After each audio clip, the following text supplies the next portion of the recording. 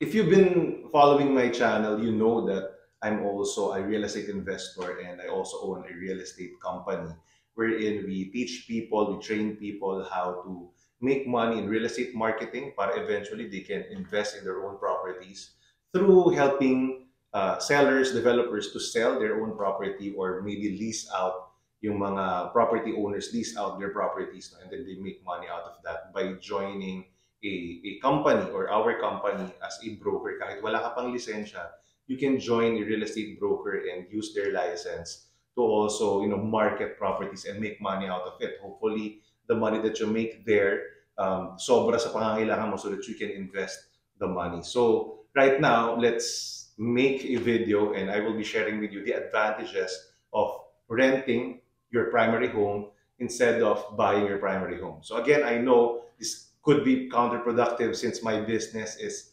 selling properties, looking for clients who would like to buy. But I want to be objective then, in my channel in terms of, reviewing why there might be cases that advantageous for you to rent rather than buy your primary home. All right. So the first advantage of renting instead of buying is that it has lower upfront cost.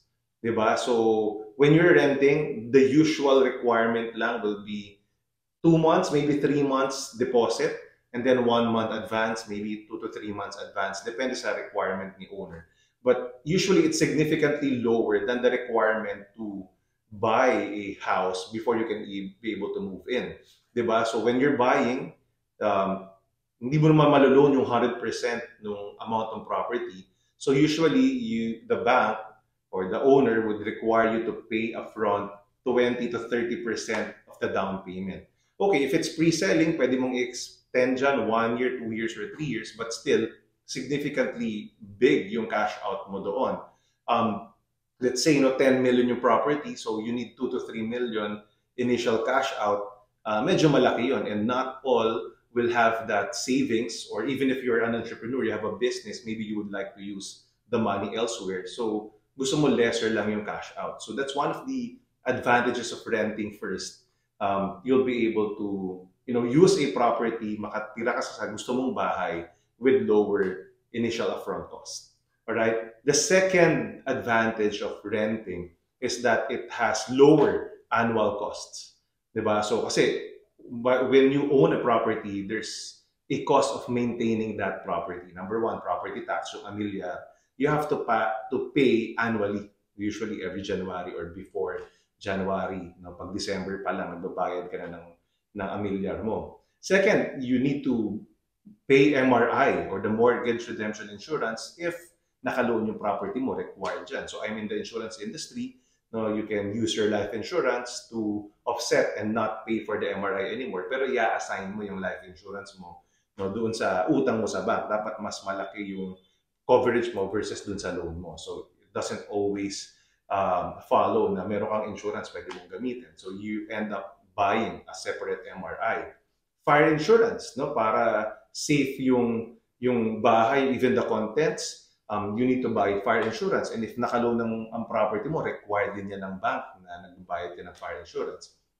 Association dues. Di ba? Required din na magbayad ka ng association dues, lalo na pag condominium, mas malaki yung association dues. So if you're the owner, kahit wala nag-rent, di ba, or ikaw yung gumagamit, you have to pay for the association dues.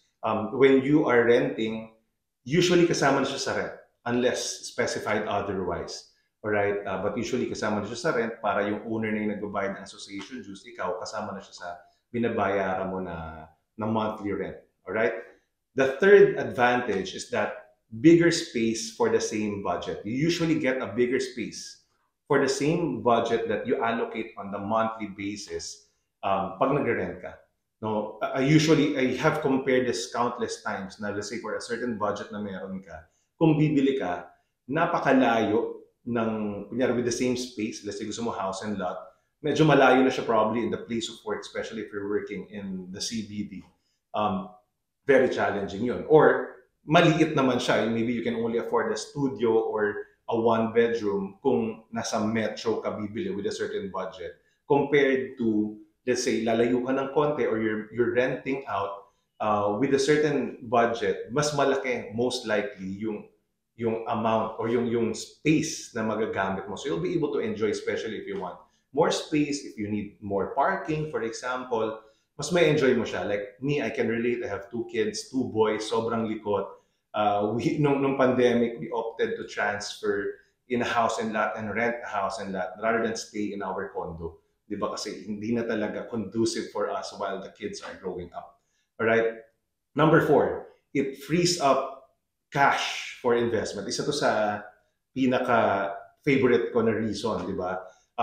When you are renting, so pwedeng mas smaller yung kinocommit mo na monthly, pambayad ng monthly, you'll be able to use the excess cash to invest elsewhere. Probably buy another property or invest in the stock market, pag-ibig MP2, mutual funds, may trade in crypto or invest in cryptocurrency, maybe buy a VUL, buy a life insurance. You can, be flexible in terms of your money. Maybe start a business, ganon. Fund your business consistently. No? So para tong, kumbaga sa insurance, para tong buy term invested difference. Parang naka-term insurance ka because you're just renting, hindi magiging sa'yo forever. Ganun yung term insurance eh. And then invest the difference. No, dahil mas mura mo siya binibili or in this case nire-rent, na gagamit mo yung pera elsewhere, which is to invest kung saan mo pa siya gustong gamitin. Diba? So if you like BTID, probably you'll also be renting rather than owning. No? So that's one of the advantages of renting versus buying your primary home at the very least. Number five, less upkeep and repairs. Diba? Kasi, well, in most cases, ang major repairs, sagot yan ng owner. No? In most lease contracts, minor repairs lang yung sagot ni tenant. So for example, magpapalit ka ng doorknob or ilaw, ganyan. Gripo, probably sagot mo na yan pag 5,000 pesos and below. But beyond that, usually sagot na yan ng tenant. Sagot na yan ng owner. Like for example, the house that we're renting right now, may konting tulo. Okay naman, tolerable naman. So the report namin sa owner, pinagawa. Mga ilang beses tumutulo pa rin. So hinahanap nila yung butas. It end up, pinapalitan nila yung buong bubong. No? So, malaki-laking gastos yun, probably hundreds of thousands of pesos yun. Wala akong ginastos doon. Diba? Sinagot yun ng owner. Ngayon, maayos na. Diba? Maayos na yung house. Diba? So, if you're the owner, sarili mong bahay, syempre, kailangan mo talagang ipagawa. No? Nakailang try ka ng pa-check. No? So, yung labor and all, materials and all, gastos mo siya. Alright? So, yun yung less sakit ng ulo kapag you're renting, lalo na pag maayos syempre yung owner mo. No? Ako, I'm blessed to have a very good landlord, landlady. So, maayos yung tinitirahan ko ng bahay. Alright? Number six is liquidity. Alright? So, liquidity in terms of, kapag nilagay mo lahat ng pera mo kasi sa properties, di ba, and you needed money and you needed to sell, hindi ganun ka talaga kabilis ibenta yung property. And for some, you needed to, kung kailangan mo ng pera, palugi mo siya ibebenta. No, oo, nag-i-increase ang value ng property. But if you need to sell quick, baka hindi mo siya mabenta at the price you want. No, kasi nga, kailangan mo ng pera immediate. No, kapag pumrise ka kapareho ng mga prices in the market, hindi papansinin ganun kabilis yung property mo. So probably kailangan mo siyang fire sale and all para lang makuha yung pera. And marami nag-aabang sa ganung opportunities naman no, if you're a real estate investor. So, yun lang yung major challenge. Hindi mo pwedeng ilagay talaga lahat ng pera mo or lahat ng investments mo in one property or in your primary home kung yun yung very limited na budget mo. No? Now, if you have other liquid assets, so ibang usapan yun. But we're talking about like if you put your eggs, most of the eggs in that primary home, maybe magiging illiquid ka. No? Hindi ka magiging liquid when you need that. Right? While if you're renting, di ba, again, naka-BTID ka, you're renting and then you're investing elsewhere, di mas liquid yung pera mo sa bank, sa stock market, right? Mutual funds, it's easier to liquidate and sell in less than a week, a few days, makukuha mo siya. Even VUL, you can get the money in just a few days, a few weeks. Right? It's faster than nasa real estate lang lahat. Alright? And number 7, lastly, it's flexibility. So let's say may changes of plans. No? Kunyari, if you are just renting in this area and then you decided na, okay, gusto ko mas malayo na from the city kasi gusto ko mas malaki yung place, or gusto kong mas malapit sa parents ko or sa in-laws ko or lumayo sa in-laws ko, whatever that reason is.